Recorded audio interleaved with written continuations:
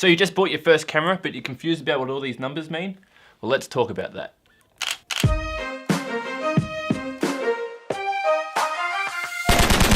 So if you're anything like me, you would have gone out and bought your first camera, you would have whacked it into manual mode, gone out shooting a bunch of photos, and then afterwards realized that the photos were either too bright or too dark, or they was like really blurry, or you wanted some blur and they weren't blurry enough. That's because there's a bunch of different factors we need to take into consideration. The main three are the numbers you're gonna find on your back screen or on your top screen, and that's your shutter speed, your aperture, and your ISO. All three are very important and they all control how bright or how dark the image is, but they also all do something else. The first one here is our shutter speed. The shutter speed controls how quickly the camera takes a photo. With DSLRs, they have what's called a rolling shutter, and that's when you take a photo, it opens up and then it closes again. I'm not sure why it's called rolling, but there's two little blades and they open and then close. And in this little gap here, there's the sensor. So it opens up, so the light hits the sensor, that's where it sees the image, and then it closes. And the shutter speed controls how fast that happens. On my camera, the fastest the shutter will go is 1/8,000th of a second,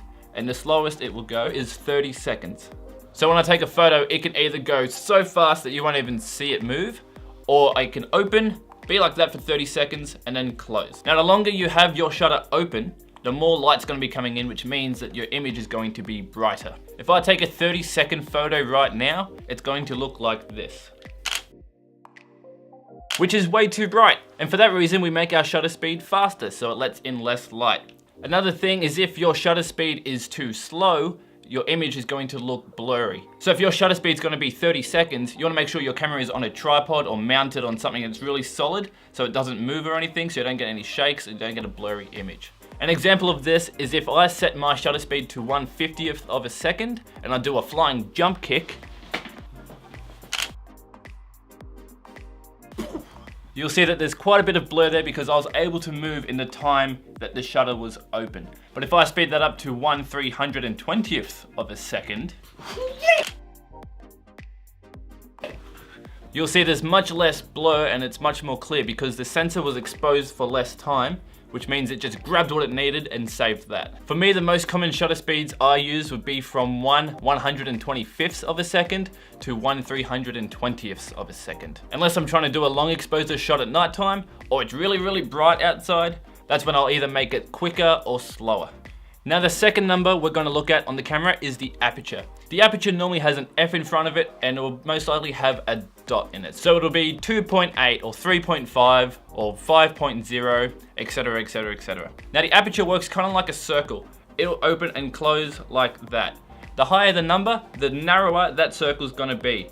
The lower the number, the wider that circle's going to be. Now the wider the circle, that means more light's going to be coming in, your image is going to be brighter. The narrower the circle, less light, darker image. The aperture also controls how much of your image is going to be in focus. If you have an aperture of 1.8 for instance, your subject, whatever you're focusing on, is going to be nice and in focus, but everything else is going to be nice and blurry. It's a good type of blurry because it draws the focus to the subject that is in focus. Yeah. But an aperture of 8 or higher is going to put more of that image in focus. An example of this would be a landscape photo. You want to have a high aperture, so 8 or 9 or 11 or something. So you have the mountains in focus, and then you also have like the trees, and then you have that river down here. Everything is in focus. But a low aperture is good for portraits and headshots because then you just focus on the eye or the face, and then everything behind them is blurred out and not distracting. However, this is a stylistic choice, and it's whatever you want your image to look like is what you set your aperture to. Now the third number we're going to be looking at is our ISO or ISO.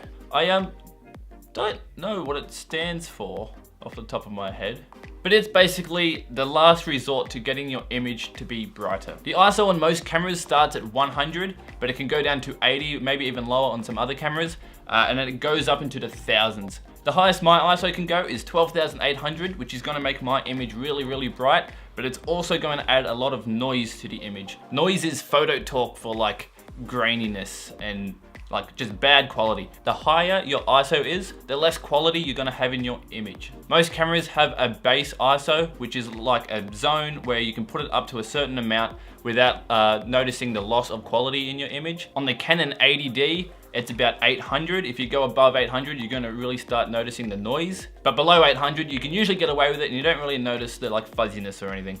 An example of the shutter speed, the aperture, and the ISO all working together would be is if you're taking a photo like inside or it's getting a bit dark outside and you've set your shutter speed to about 1/80th of a second, which is about as slow as I would have it if I'm gonna shoot handheld.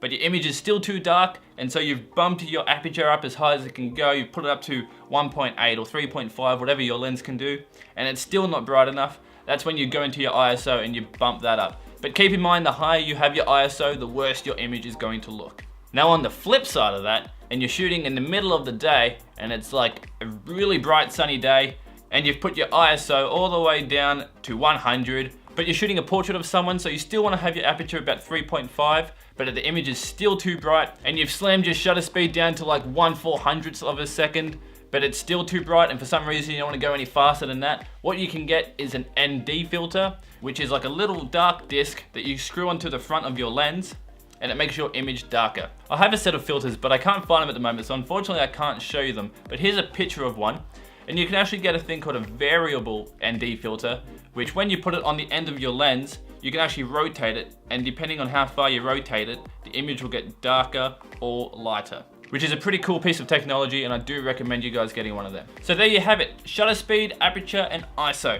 Now you can whack your camera onto manual, you can go out there and start taking some photos. If you want, you can tag me in your photos so I can have a look at them. You can follow me on Instagram at jetfunk with a C. The link is in the description, and there's examples of my photos at the end of the video. I hope you liked this video. If you did, press that like button for me. Next week or the week after, I'll be going through the basic settings of video. So if you want to see that, make sure you hit the subscribe button so you don't miss out on that one as well. Apart from that, thank you very much for watching. Take your camera, go out, take some photos, and I'll see you next week. See ya!